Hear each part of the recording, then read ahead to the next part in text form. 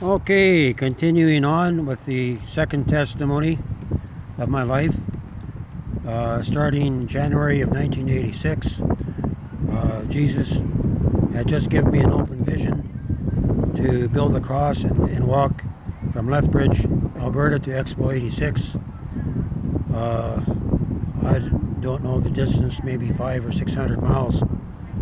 And but the season seemed to be out, because why would God call you to walk in the coldest part of the year? Anyway, I began to walk. It's mostly fields and pasture that I was walking through, and I met some people a short distance from Lethbridge. They invited me in. They treated me like loyalty. I had a chance to share all the things that's happened up to my life till that point. And something happened to them. I went back to visit them later, and they weren't there. But anyway, I didn't, in this particular walk, I didn't take no provisions. I wasn't set up for it. I just had to carry the cross, and I think I carried a few provisions with me, as far as clothing and bottled water. But apart from that, I didn't have any food, no tent, or nothing like that. So, I kept walking and just trusting the Lord to meet my needs, and He did. And as I was getting into Nelson, and this would be getting close to,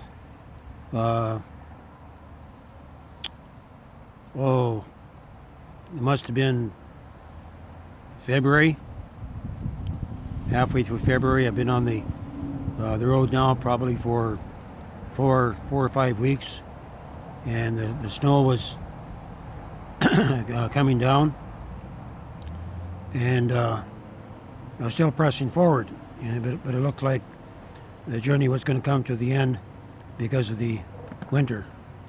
And so when I was walking into Nelson, I met a young couple that stopped, and they took me out for a beautiful hot meal. And I forget the place that we went to, but they had the best roast beef. And they said, we got a friend that we know. You guys are, similar.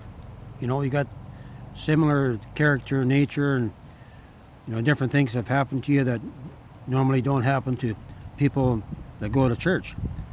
And he said that his name is Art, and that he died, and that God raised him from the dead. That's his testimony. And anyway, he said, well, we're going to bring you over to their place after supper. So they brought me over, and I met Art. He lived up above Nelson on the hill in this big white house that he was renting. And we became the best of friends, and we still the best of friends after all these years. He's actually writing a book right now that he's publishing about his own testimony called the State of the Art, and I'm going to see if I can get the download for this to be able to share with you. So anyway, when I met Art, they dropped me off, and what happened after that? He gave me a place to stay. No problem, you can stay here for the winter. Art was a Volkswagen mechanic, and but he got caught up in all the cocaine that was going around the city, and and when he died in a movie theater, and Jesus appeared in the seat behind him, and as he was coming out of his body, the Lord spoke to him and says, Art, now this stuff is not good for you, but I'm going to have mercy on you because you're going to be working for me. And so this is the brother that God hooked me up with. So it took about maybe a few weeks or so to get adjusted to being at his place. And there was times we would lunchtime we would like to walk down to the soup line and downtown Nelson and share a bowl of soup and chat with the locals. And this one particular time, we were standing in the foyer, getting ready to make that 20-minute walk downtown, and all of a sudden Art goes into a trance, and he wasn't even aware that he went into a trance, and he saw visions of the future where it came across as prophetically in a prophetic poem, and he saw the hand of the Antichrist rise up where it swept across the land. In one sweep, he took them all, right? One sweep, this is what's coming. It's going to be very quick. When the man of sin comes on the scene, it's going to be very quick. He's going to sweep the world into a time of a great deception. And anyway, I think this might have happened a couple of times. I copied out. I was very careful to copy it out.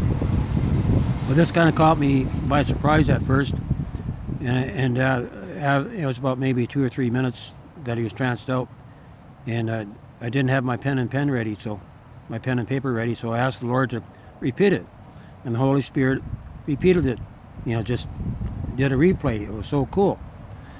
And so this is what life was about. And at the time, I was kind of, Art was saying he used to be friends with a lot of New Age people, and he collected books. A lot of people would drop books off, and I came across this one book by Benjamin Creme, who wrote the Masters of Wisdom back in 1948 about Maitreya. Maitreya is the one that's going to come on the scene and to bring people into the age of Aquarius, into a time of great deception, and promise people the same old lie that was told in the garden is going to be told again, that you can become like God, right, through the process of initiation. And it's at the third initiation rite where you actually find yourself before Lucifer, where you bow the knee to him and you take his mark. So anyway, we went on a fast, 10-day fast, and he happened to have a copy of this book in his library.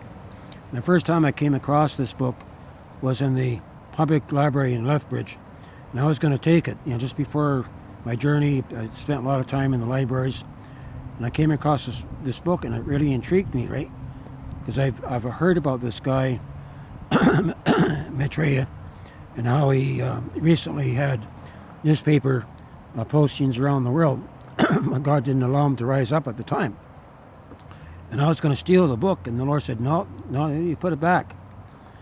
And anyway, Art and I went on a 10-day fast, water fast, and the Lord gave me the breakdown. He broke down the mysteries that were written in the book, because they were written in a code that only people in that line of thought could actually understand the hidden agenda, the hidden mysteries of the book. But the Lord broke down the revelation of it over this 10-day period, and it really opened up my eyes. So I got to understand the plans of the enemy firsthand.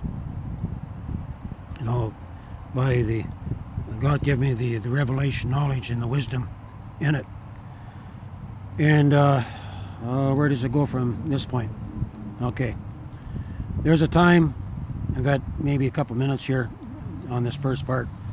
There's a time that the Lord spoke to Art. When he died, he was given a gift when he was brought back to life. And he clearly hears the Lord's voice, right? It's just crystal clear. The Lord told him, well, I'm going to send you an angel today. Prepare your hearts. So we all believed that this angel was going to come around. This was toward the end of the fast. And what happened, this guy knocked on the door, a friend of his by the name of Bob Hogan. And we didn't want him here because we were expecting the angel of the Lord to show up, right? And anyway, he happened to be that angel or that messenger. And what he was delivering is that he had one or two tapes by David Terrell about the end time prophecies and all that, and visions. And the tapes were really worn out. They were scratchy. But we listened to them for days, over and over and over again.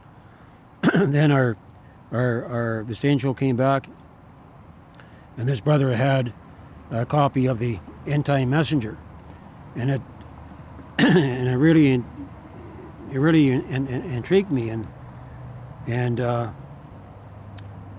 for the second time I heard about this guy David Terrell. What's it all about?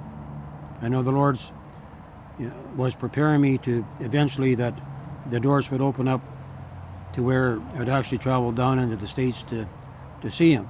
And so I'm just going to end this part here, and then the next part will be the actual journey, where I continue on from Nelson, British Columbia to Expo 86. And I did have some encounters there that I didn't know whether I was going to be alive or dead. And not from the highway traffic, just from things coming up from the past. And I'll share that in the next audio blog. This is Joshua Taylor, coming to you here from Hope, British Columbia, on the testimonies that the Lord has given in my life.